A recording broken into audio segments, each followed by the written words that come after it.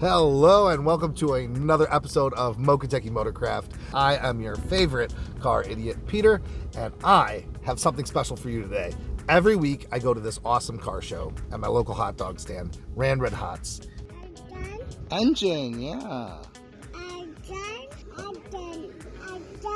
Engine, yeah.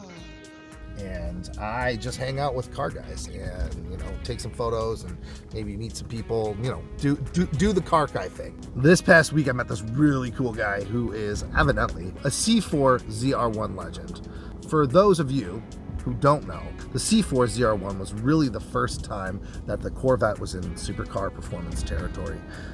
Mostly thanks to a dual overhead cam V8, which is up until very recently the only overhead cam V8 that GM has ever made. When Pete was talking to me about one of his customers who developed a pretty severe engine problem, I jumped at the opportunity and begged him to let me come along for the ride. So he very graciously agreed, and he is going to let me assist on the teardown and autopsy of the ZR-1 motor.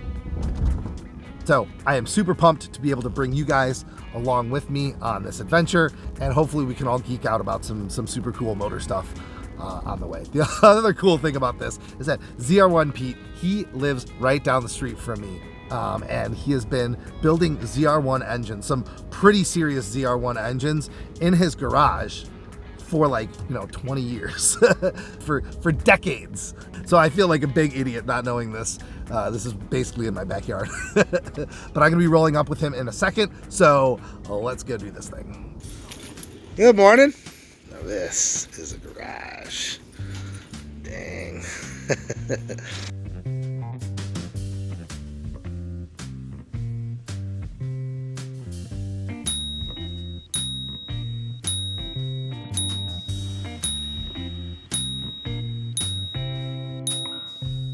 Funnily enough, Pete the Greek, ZR-1 Pete, he's the ZR-1 dude around here, evidently, and he lives like 2 blocks away from me. This is a motor that he built a little while ago, and he said the guys had got a little bit of an issue, and so he's doing a little bit of diagnostic on it, and hopefully not much carnage to find. He had already pulled this out, and I wasn't able to get that because I was at the Indy 500, but it's out now, and I'm going to help him tear it down, and we're going to see what kind of trouble we can get into. So this is what it's supposed to look like, with a valve stem sitting inside a valve guide that's like, 3/4 of an inch protruding from the casting, and problem child. You can see there is a valve stem, but no valve guide. Now me and the mad scientist got to rip apart the block and see what happened with that valve guide.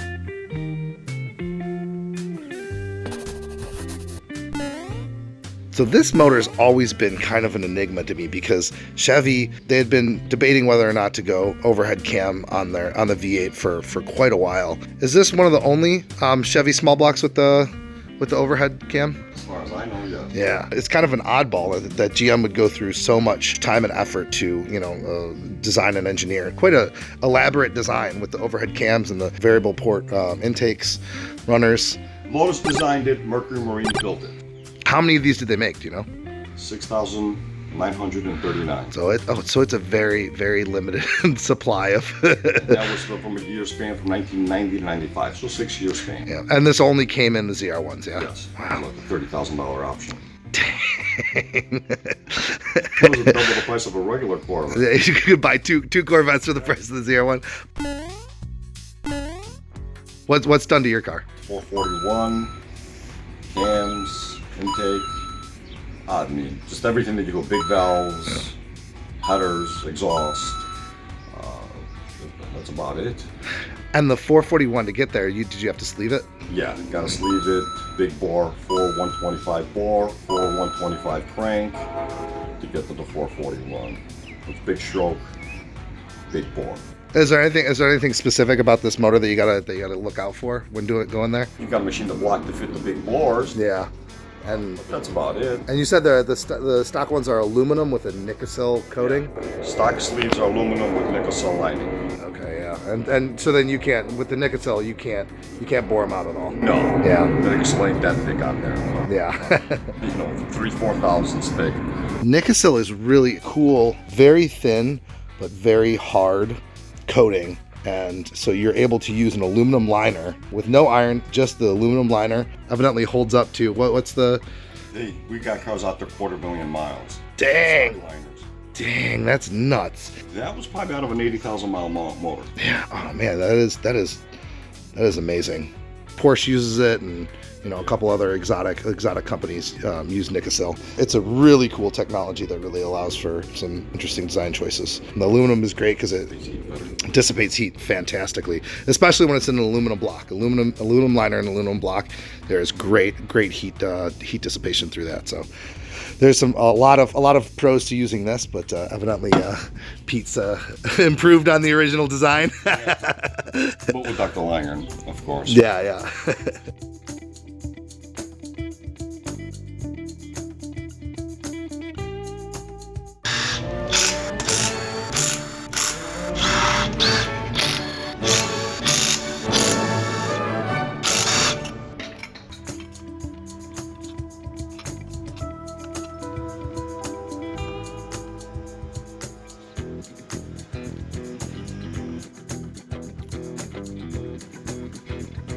And so you don't just do the intake that sits on top, you'll also port the heads too, yeah? Yeah, port the heads. It goes from 32 to 36? Yeah. The primary is way smaller, it's like 33. Yeah. The secondary is a little bit bigger. Yeah. But it's still like 34. Okay. So we go to 36 plus. Yeah. And evidently... The intake ports are tapered on the head. Oh, okay, I see, yeah. So, yeah, to get that ramp up intake velocity. So yeah, so evidently there's enough meat in the casting, obviously, of the head, but then also the intake plenums have enough of a meat on there to bore it out that much, and they pull. Pete pulls the flappers out of the secondaries.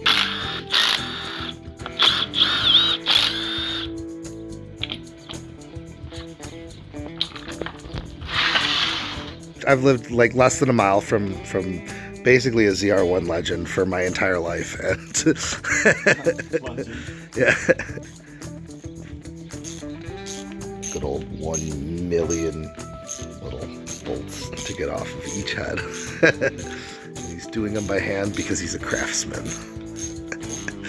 I like that on too. I don't want to pull through heads.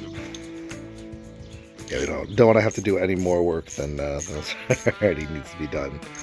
So Pete just broke torque on him by hand, and then he's going to use the gun and just zap them out.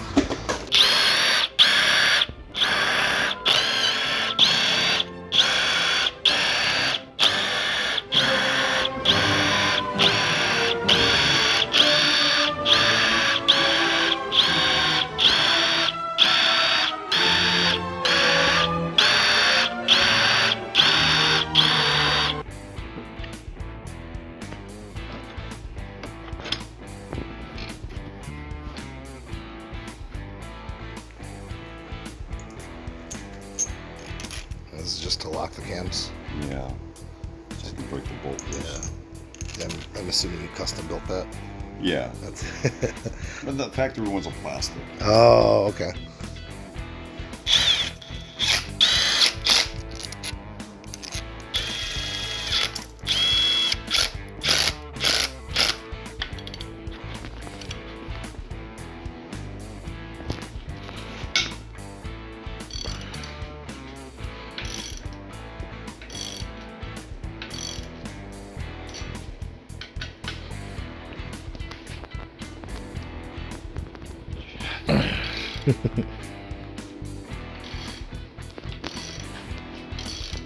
So this is our smoking gun. When Pete took the upper plenum off, this fell out, and this is a fairly big chunk of a guide, so that's where the other half of this guy is.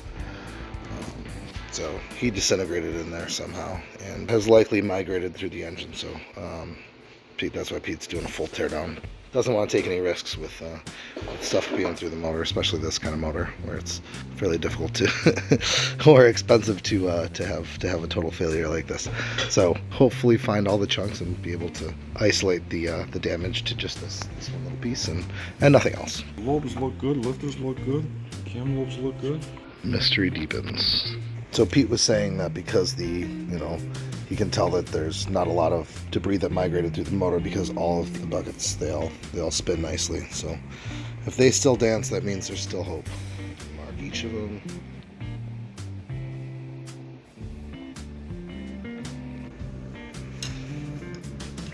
And there's the 10 head bolts that go all the way through.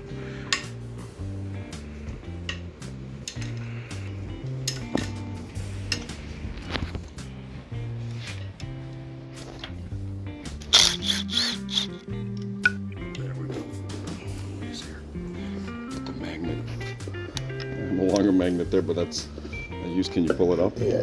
Now you can let go.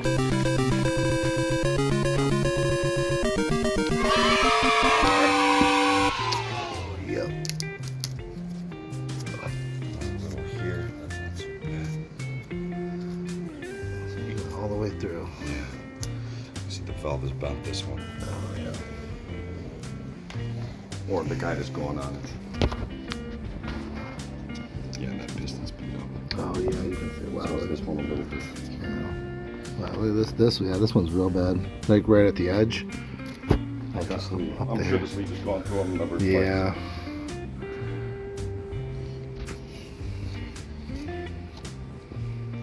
Up there, I would say that the worst bit. Up there.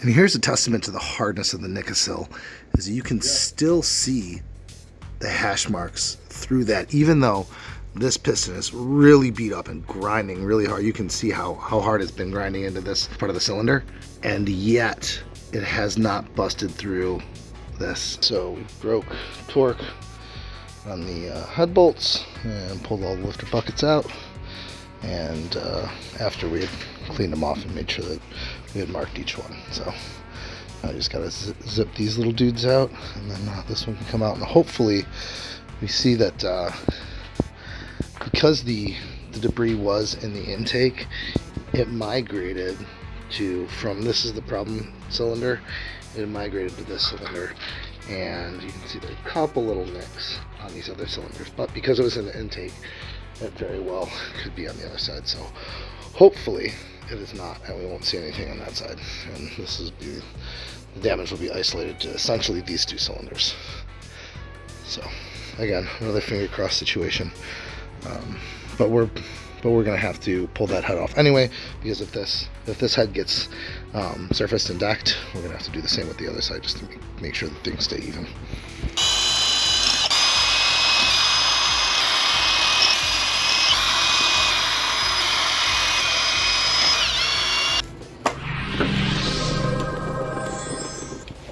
Moment of truth. Ooh. It's clean. It's pretty clean. There's a little, maybe a little nick. Yeah, a little bit there. Yeah. That's not bad. Yeah, this one looks pretty good. Yeah. Only just that last. You can see they're like kind of embedded in the soft aluminum. A little bit on this piston. Put your finger on it, you can feel that it's sharp. Oh, yep. You can see, there's some pieces floating around here. Yeah, so there is that a little one's bit like stuck in the piston. Yeah. Yep, you can see them just sticking out there, kind of proud. Cylinders look decent. So this side seems like it's relatively unscathed. You look a little stressed. Oh, I'm stressed. His theory was that it had an over-rev condition. First thing that happened was over-rev. Second thing that happened was that one came into contact, and that's the one that has the missing lower half of the valve guide. And so then the valve guide disintegrated, or it broke off and disintegrated, and then spewed its filth throughout the engine. But thankfully, it's pretty much these two cylinders. This one over here is, essentially untouched. This one looks like this has also got those two little marks over here.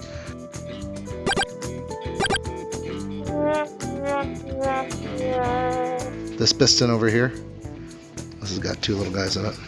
Yeah, so that's why I say I gotta check all of them. Yeah. So, Pete's gonna be really nice and take care of this guy.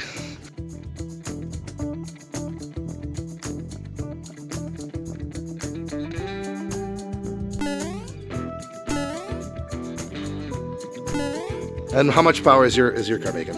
I'm making about 750 crank, about 630 wheel, dyno-jet wheel. You say that so nonchalantly. You're doing that with only the atmosphere that God gave us, yes. and pump gas. I think that is amazing. A few moments later. Oh, I love this color. Oh, this is great. The black interior, yeah.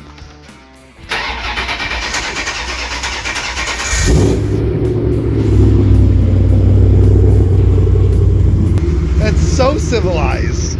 700 630 to the wheels, so 50%. Dang. And this is a cold start and an idle. Wow. And this is on the stock computer, yeah? Yeah, it's not stock computer. So you got the stock computer to run 750 horsepower, giant cam.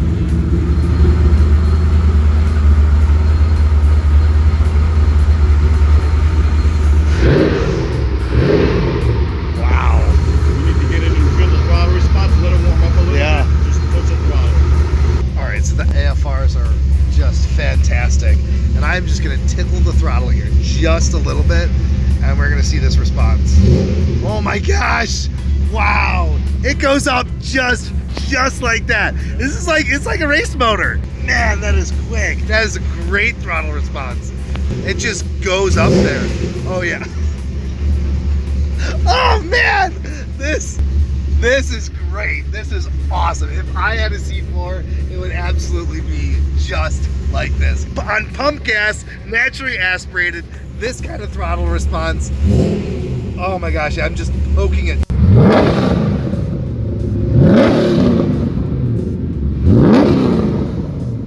Oh, it smells glorious.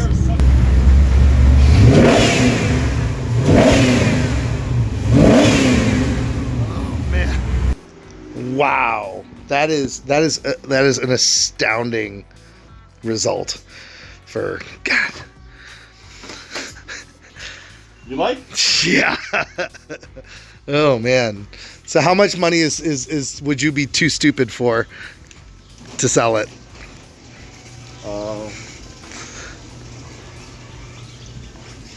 Can I get back to you on that?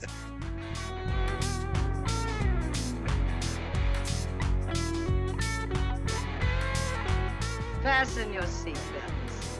What is it? The stuff that dreams are made of.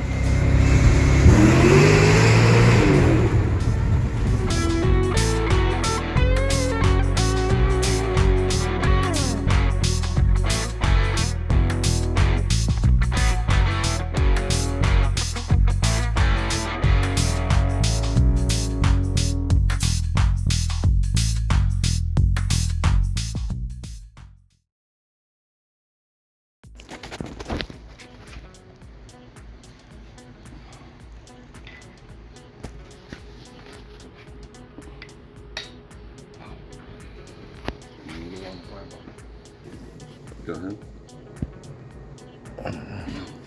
Did you get them both? Pulled 10 on it, yeah.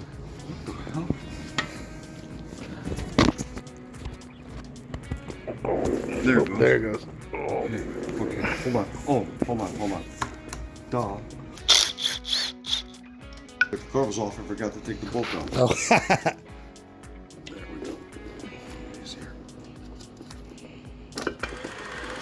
Good morning or afternoon or whenever you're watching this.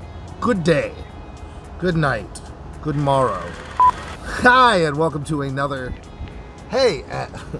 yo, what's up? Welcome to another episode of Mokuteki Motorcraft. Oh, I gotta turn this off. Okay, see you later. See you later, bye.